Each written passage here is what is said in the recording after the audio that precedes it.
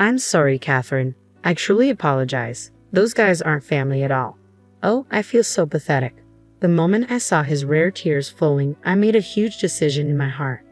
I paid off $200,000 in debt, rebuilt my in-laws' small diner in the countryside, and even built a two-family home for my mother-in-law who needed care. Yet she wouldn't let us live in the new house and intends to hand over both the shop and the house to my brother-in-law. Such a ridiculous thing. This shouldn't be allowed. I'll make them regret this. I won't tolerate it any longer. I can't forgive them anymore. Thinking that, I managed to suppress my trembling hand in anger and took out my smartphone from my jacket pocket. It was time for revenge on those who used and mocked us. I am Catherine, turning 30 this year. I work as a business consultant at a company in California. My husband Tom is the same age as me and works at a popular restaurant where his skills are recognized. He works hard as a deputy chef. He doesn't talk much usually, but he's a very hard worker, kind, and sincere husband. Today, we were dining with Emily, our mutual close friend, at our home. Is that true? You're both going back to your hometown?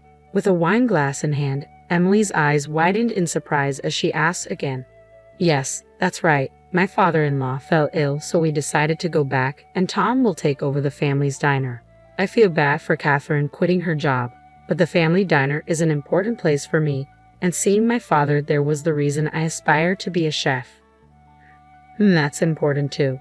But even with a beautiful dish Tom prepared in front of her, Emily didn't dig in but instead poked at her food, looking like she wanted to say something. Childhood friends Emily and Tom are from a coastal district far from California. Emily moved to California for further studies and met me when we entered the same university. Coming from a wealthy family and being a cheerful, laddie-like person, Emily had a different personality than me. But we strangely got along well and became best friends. And then Emily said, "You two are definitely a perfect match," and introduced her childhood friend Tom to me. But Catherine, you're doing great as a business consultant, and Tom works at a famous French restaurant, right? It seems a waste to give up the situation. Moreover, you both have dreams for the future, don't you? Thank you, Emily. Thanks for your concern. But with a laptop, I can work from anywhere now, and I want to be by Tom's side and support him as much as I can.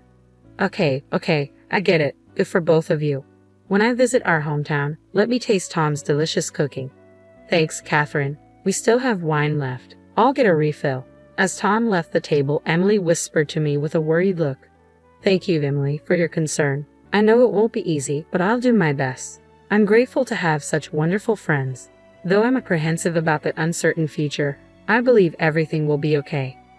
Time passed since our farewell party with Emily, and we, as a couple, moved to Tom's hometown. Little did we know about the trials that awaited us. Upon hearing that my father-in-law was hospitalized, I went to visit him. He looked much frailer than I expected, lying in his bed. It seems I don't have much time left, the doctor told me. It's terminal cancer, my father-in-law, who is as reticent as Tom, said quietly. I had braced myself for such news, but hearing it from him directly was a tremendous shock.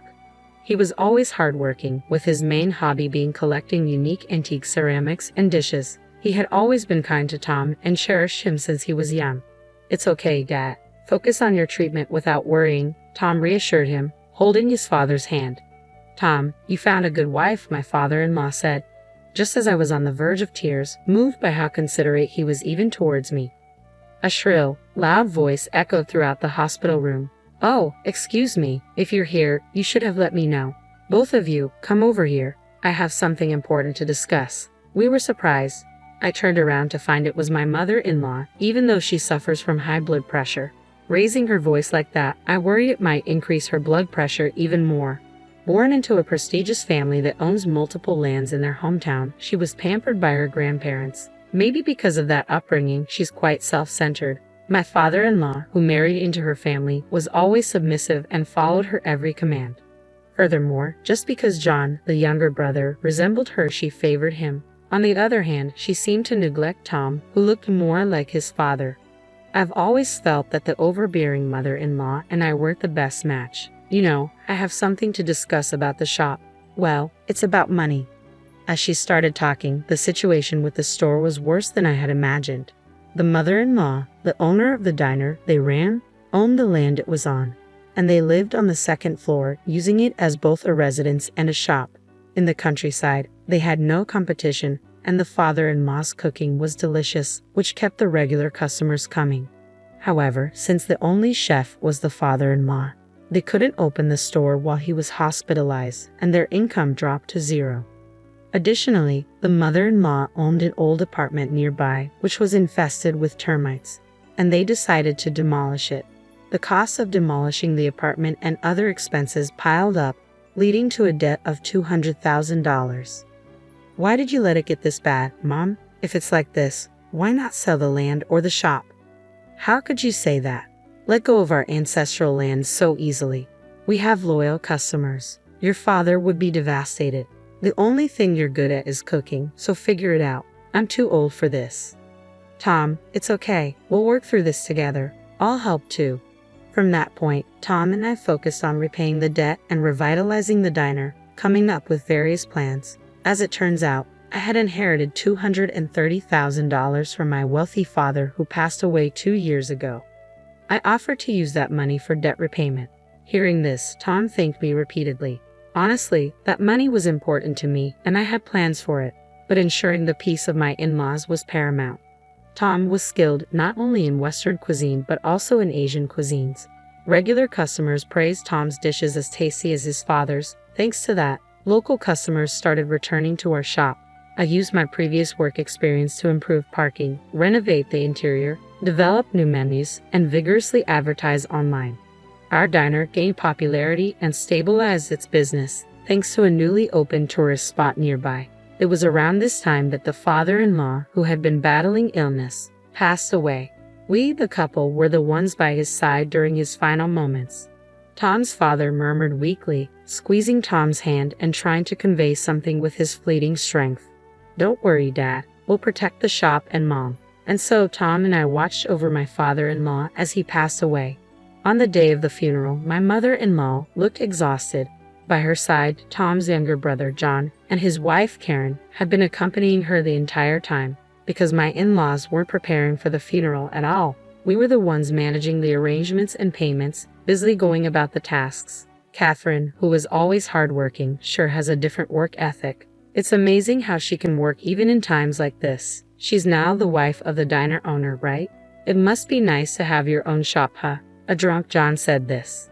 Tom, who had been treated coldly by his mother, had to leave home after high school without a dime. Thanks to his savings and the tuition secretly paid by his father, he managed to graduate from culinary school. On the other hand, John, who was pampered by their mother, apparently had no problems entering a private university. After graduating, he got a job in sales and met the beautiful Karen, who he married. Now he works in a nearby city. But John and I graduated from the business department. To be honest, the level of my university was higher.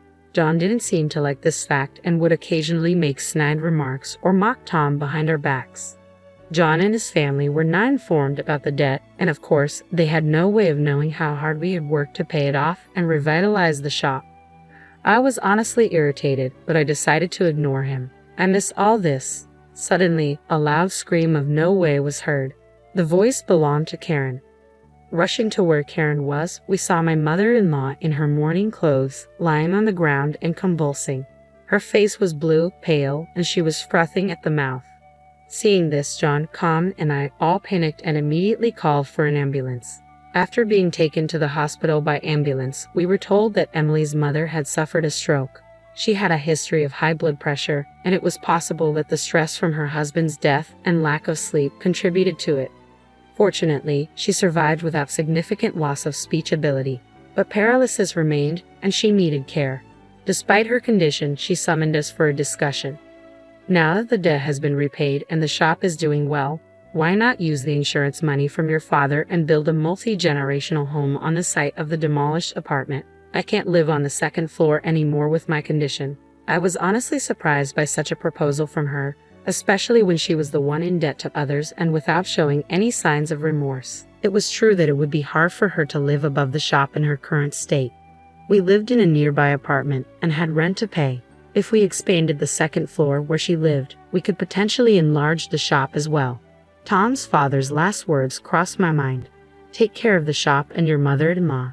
He probably wanted to convey that sentiment, though. I had differences with my mother-in-law. I wanted to respect the kind words of Tom's father, who was so much like Tom. We convinced ourselves and decided to proceed with building the multi-generational home. We used the insurance money, but it wasn't enough. We had to invest almost all of our savings that we had accumulated for our dream. I'm sorry, Catherine. Because of this, we might have to give up on our dream, Tom said, looking saddened and defeated. Seeing his demeanor, I felt even more in love with him. It's okay. Our shop is doing well, and we can save up money again. We're getting a new house, so let's stay positive and move forward, I said, suppressing my feelings and trying my best to encourage Tom. The construction of the multi-generational home was commissioned to a newly established construction company, possibly through some connection of John's. This company was known for their trendy designs. We would have preferred a local and reputable construction company, but John and my mother-in-law forcefully made the decision. We were busy getting our previously closed shop up and running, so we provided our living preferences and let John and the others oversee the rest of the construction. Several months later, our multi-generational home was finally complete. True to the construction company's reputation, the house had a stylish exterior. The first floor was made barrier-free to accommodate my mother-in-law's needs. The second floor of the part we lived in had a state-of-the-art kitchen set up for Tom, and it looked very user-friendly. Then it was when we, my mother-in-law, Tom, and I, and John and his wife, gathered to celebrate the completion of the new house. Tom, can I talk to you for a moment? My mother-in-law, who was seated in a wheelchair, suddenly began to speak. At that moment, I had a bad feeling about her request. What if she's about to make an unreasonable demand? Well, I want John to take care of the shop, since John and his family will live with me and take care of me. You, Tom, can return to California. This was unbelievable. We paid off a debt of $200,000 with the inheritance I received, and Tom and I worked hard to rebuild the shop and even made it a popular place. We even built a new house according to my mother-in-law's wishes. After all we've done, she wants to push us out and leave everything to John. Just as I thought, it's become a pretty stylish house. Well, you can leave the rest to me, John said with a smirk. I'm so excited to cook in such a lovely kitchen, Karen cheerfully exclaimed. Wasn't that kitchen intended for Tom? What are they so excited about? Their attitude is just too much. So please don't come here anymore. I don't need Dad's old dishes, so you can take them back as a memento. They don't fit the modern style of this house. John grinningly brought over a box filled with old dishes that his father had collected. I felt dizzy. You have no more business here, right? Maybe it's time for you to leave. My mother-in-law's cold tone made me feel incredibly uncomfortable. I held back the urge to shout at her, took Tom's arm, and tried to leave. Just before exiting, I looked back and saw the sneering faces of my mother-in-law and John, which made me feel even worse.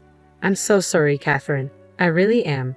They're not a family. I feel so pathetic the moment I saw the large tears that he rarely sheds.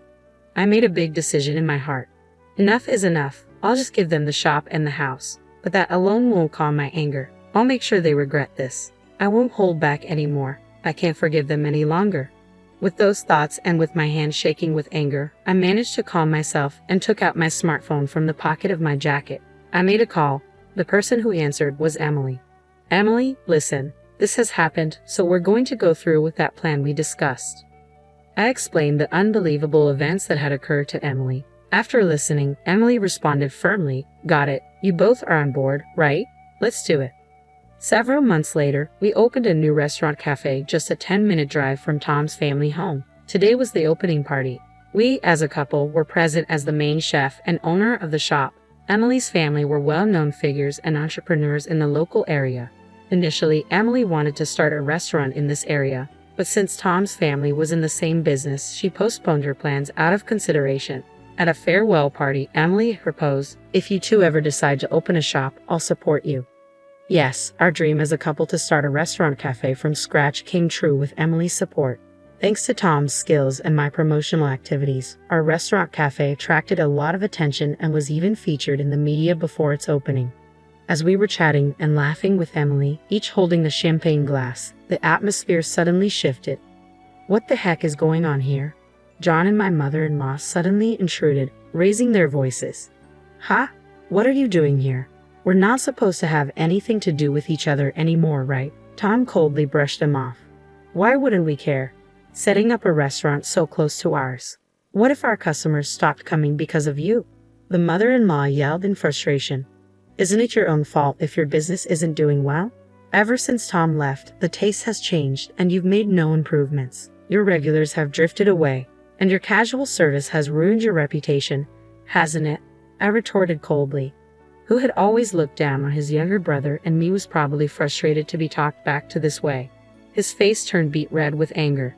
Then give us back the money for our house. What are you talking about? This the house Catherine and I built. Isn't it the house? It's unlivable. It seemed that the duplex house from the construction company John had recommended was a defective house with issues like warping and leaks. The very construction company vanished without a trace. Look at what's happened. We have recommended a reputable local construction company, didn't we? You forced us into using that other company. We have nothing to do with it anymore. The house is even in Mom's name now. On top of that, it seems Karen has left the house, hasn't she? Well, it's not typically possible to balance running a struggling diner in the countryside and taking care of your mother-in-law, you insolent woman. As John was about to lunge at me, Emily popped open a bottle of champagne, spraying John. But John, now soaked, and his mother stood there, mouths agape in shock. You reap what you sow. These are my precious friends you're talking about. You've brought this upon yourself by coldly treating the skilled pair. But thanks to you, we're a huge success. Anyway, it's a celebration here, so why don't you leave? Drenched in champagne, John and his mother turned on their heels and left, faces burning with humiliation. We apologized to our guests for causing a scene.